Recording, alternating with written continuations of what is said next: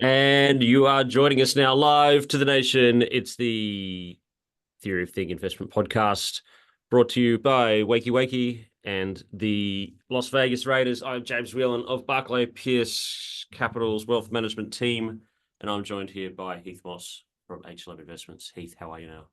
Very well, mate. Good morning. Yeah, really quiet week for me this week, actually. No, I Unlike, didn't ask.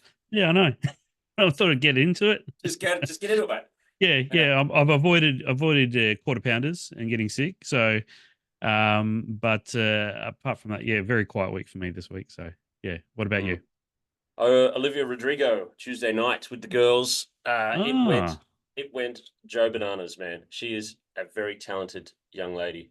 A very talented young lady. I can't. Insanely good. I can't say I would know any of her songs The offhand. vampire song. You What's the made vampire the song? swans look fine. You only No, come out no, at don't know night. You could think it. Anyway, she goes blood sucker dream. Anyway, it's great. And the girls love it. So she it. kicks some serious bottom. The only problem is that the weekend was also on at the same time. Yep, So we were at in Acer Arena, so where the basketball is, a few thousand yep, people yep. screaming. The screams of 13-year-old girls Mm-hmm. it is deafening. Anyway, we Yep, were in there. The weekend had the stadium, so Homebush, like the actual stadium done, yep, fireworks display. I mean, it's been years since he's come out, and people have yeah. been sitting on those tickets for ages, and he came out, uh, and they both finished about the same time. We Mm. got a t-shirt. I got a t-shirt for my youngest, and then my oldest wanted one as well. So anyway, we waited around t-shirts, got into the car park to go because we drove because that's just what we do. The girls needed to sleep because they had dance the next day and all this sort of stuff.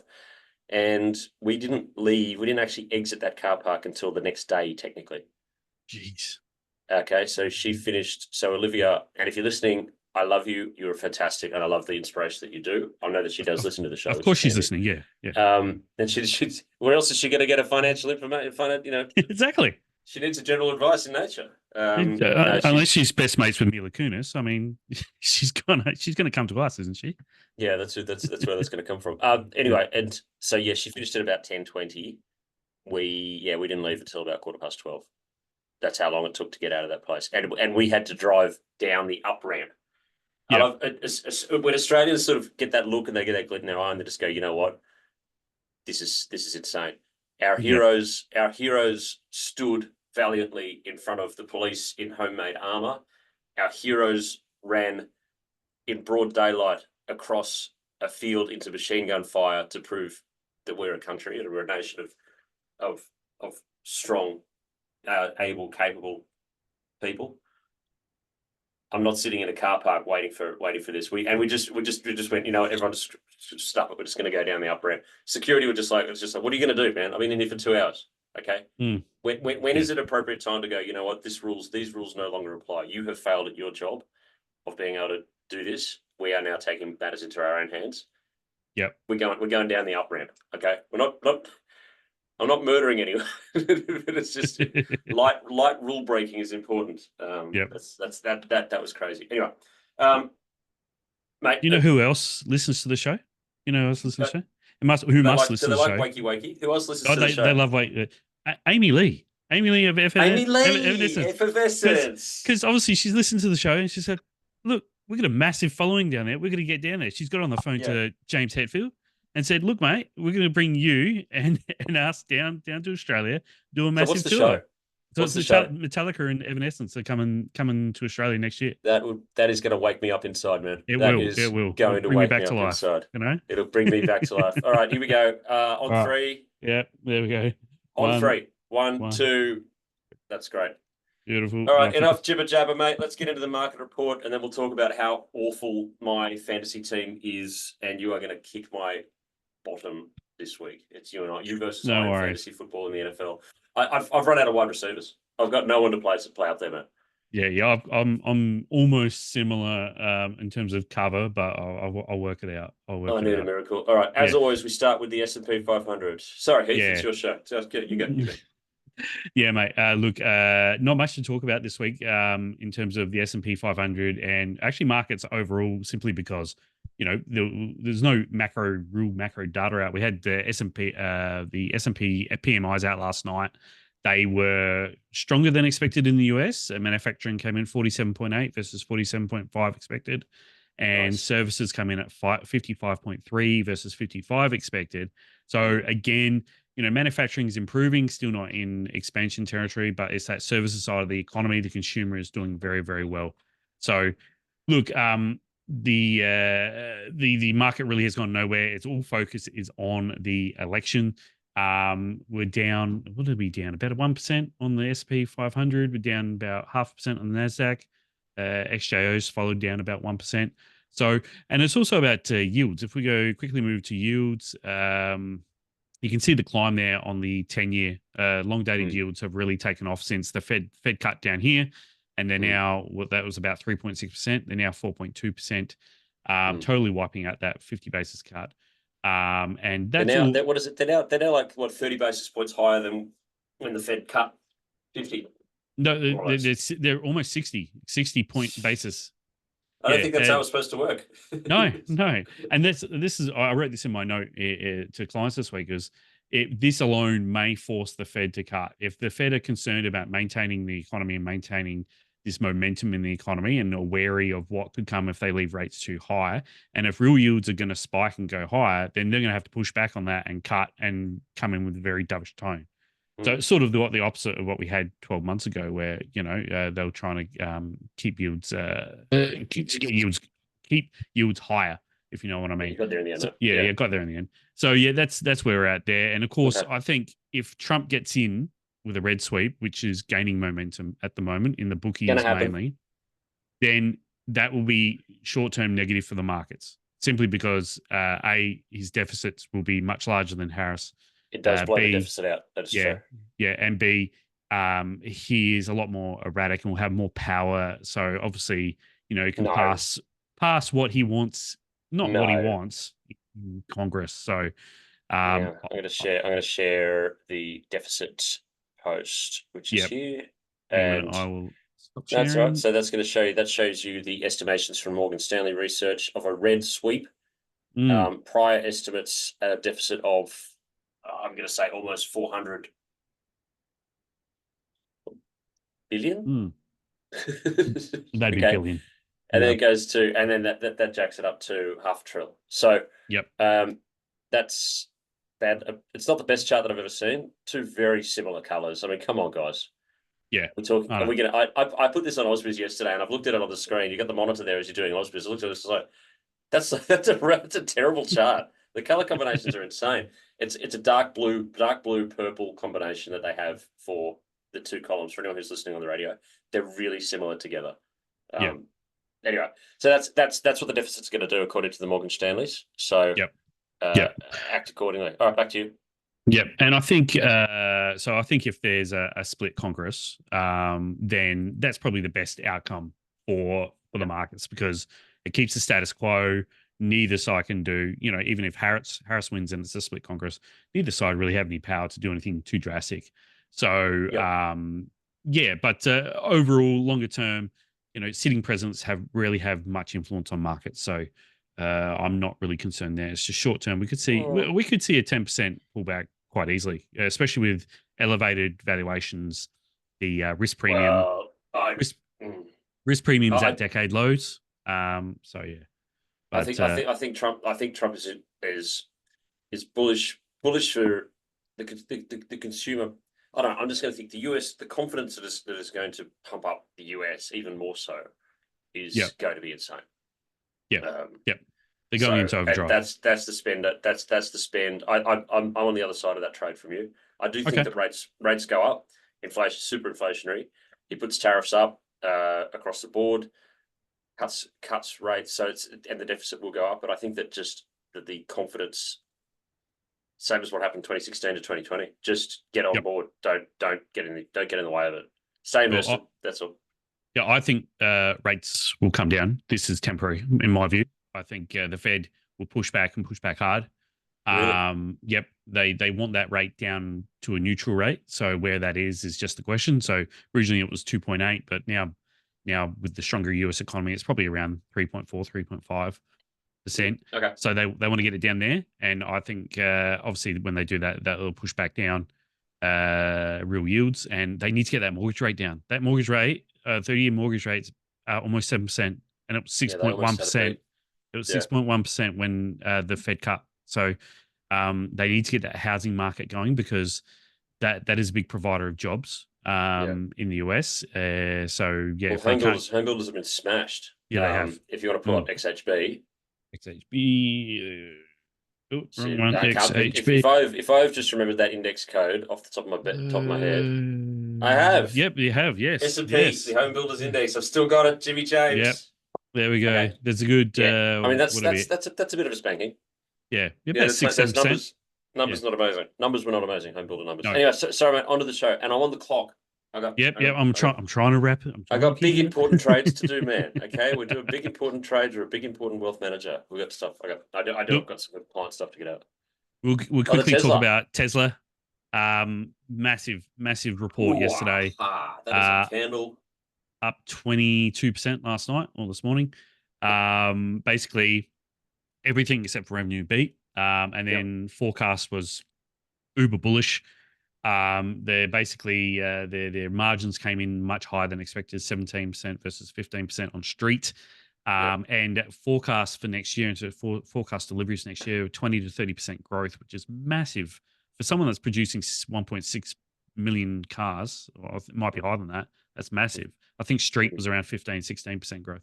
So there's a lot of tailwinds behind Tesla now, I think. You got the robo-taxis, full self-driving, AI. And then we also forget about the mass industrial storage side of their business as well from Tesla, which is growing very, very quickly.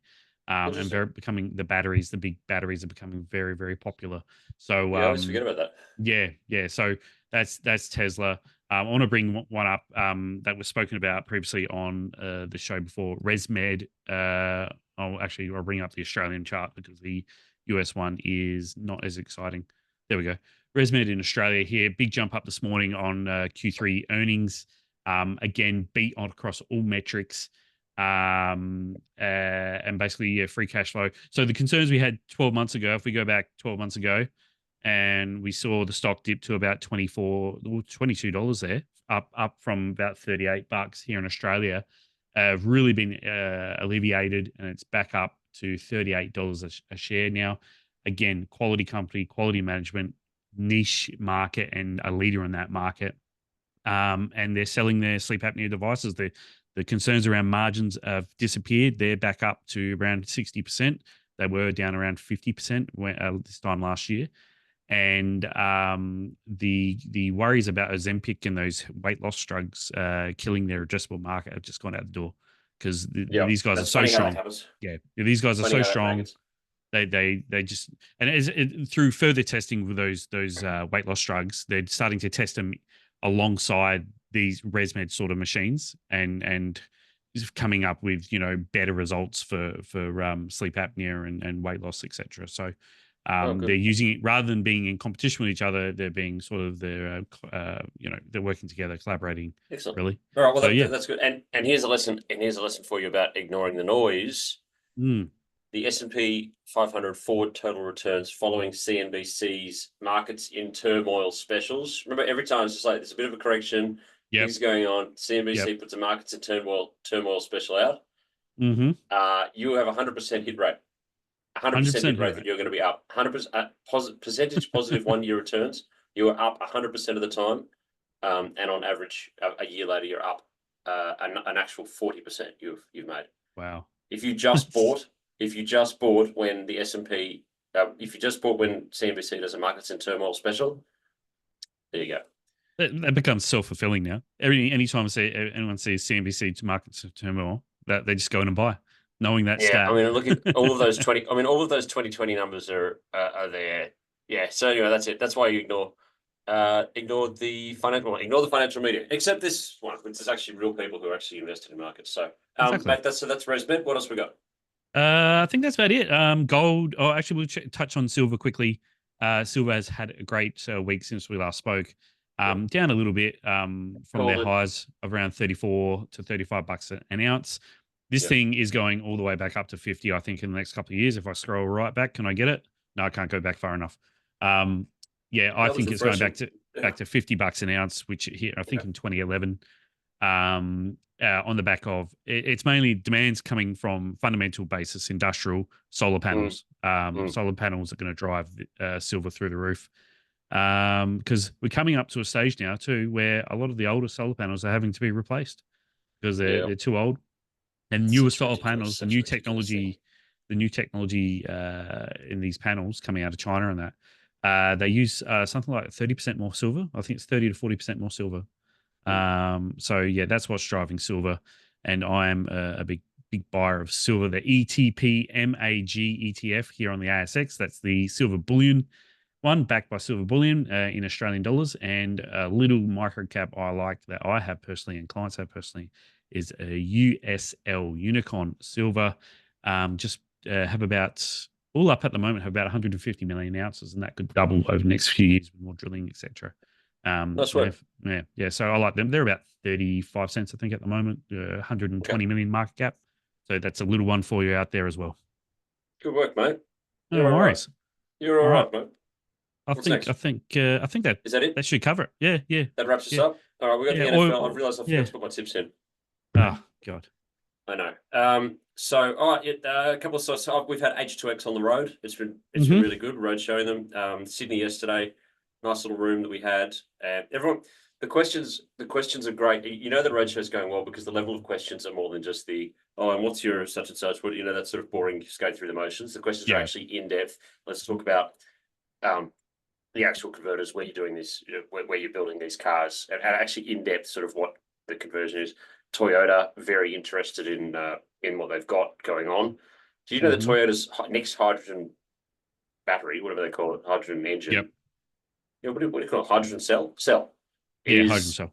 Is going to be 50% cheaper and 50% stronger.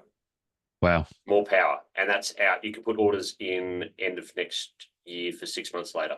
So that's not that far away. So hydrogen, remember hydrogen, I don't believe that hydrogen's worked for passenger vehicles. I would love to have a hydrogen car. It's just not going to happen. No, I don't think so. No. Hydrogen works. Hydrogen works when you've got what's happening in Europe right now, where they've gone, and it only works in a fleet environment. So you've got a government, you've got local governments, you've got governments saying this is our fleet, we've got a back to base, we've got dump trucks and stuff like that as well. Perfect for hydrogen. Yep. And you've also got the European ambition of going net zero really quickly, and they have to switch. And it's just a straight. We just have to switch and have to support it. We looked at the chart. So Anthony Tolfs, who was on the show a couple of weeks ago from H2X, it's a hydrogen retrofitted, just if anyone's wondering. He showed the hydrogen fuel, the fueling stations that they've got. So with us, we've got like a couple of dots in Australia. And then he went to Germany and he showed his live data, and it's just all over Germany. Like it's not a problem. Not a problem getting a refill for a hydrogen station over there. It went really well. So Brisbane and Melbourne next week, which is going to be good. So that'll be that's really quality conversations. Okay, and you and I are taking each other on in fantasy. Yep, we are. Yeah, I'm confident, but I'm not going to say it's a foregone conclusion. You got to respect your opponent, even if that opponent is you. No, I don't demand respect. I don't ask for it. It just happens, mate. It's given when it's given. Yeah. You started the season on fire, and then last week was a crushing for you. With I think two wide receivers went down with season-ending injuries, didn't they? Yeah, and I've it's just a black hole that I've got in there, like a real black hole. I need a miracle from some of these guys. I was up last night going through my team, just going, I'm flicking through, sort of seeing who's available outside of the roster. Just like I'm going right down into the depths. If you've got to go down to page 3 of the wide receivers, it's like this is desperation football. I may as well just play the injured players. Hope that they're going to go okay. Instead of switching them out. It's a tough situation that I'm in. But I mean that bad beat that I had, what 2 players from the Jets or 1 player from the Jets, and I was 60. I was 60% likelihood of winning with 1 game left. Yeah. And I lost in about the last 2 minutes of that Jets game. That's where my season has just gone disaster. Well, good luck to you. Good luck to you, mate, and your alleged quarterback. Who are you running? Who are you starting with? I got Josh Allen at quarterback Yeah, for the he's Bills, and great. He's they got a great. nice matchup this week, so he should do well. So He's yeah, great. All right. but yeah, I don't have any tips for you this week. I can I what have think I got? I got smashed on my Saints tip last week. Just absolutely Yeah, destroyed. my tip last week was wrong. I said Jets to cover the spread at -1.5, and they got flogged by the Steelers. But They I'm got backing the they Jets put in it again this week. 30. What stop back in the Jets. Oh, against the Pats. Ooh. Yeah, against the Pats. The spread is 6.5, paying $1.81. I'll take that. That's not I think enough. they can beat that. I think they can All beat right, you that. reckon they're going to cover that spread? Yeah, Devontae Adams is coming in is going to play, so I think yeah they'll be able to score pretty easily versus the Pats. Well, I'll tell you what. I'm gonna go with one as well. Baltimore Ravens have 9.5 to get through against the Cleveland Browns. Mm, And I think they'll do that. So yeah, I reckon they're going to cover as well. So it's the fantastic. Cleveland Browns to cover 9.5 into the Jets of New York to cover 6.5 Yeah, 6.5. Yep. to cover from you as well. Put those both together, you're going to make yourself a tidy little package as well.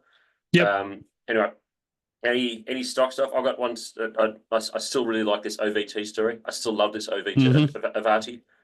Yep.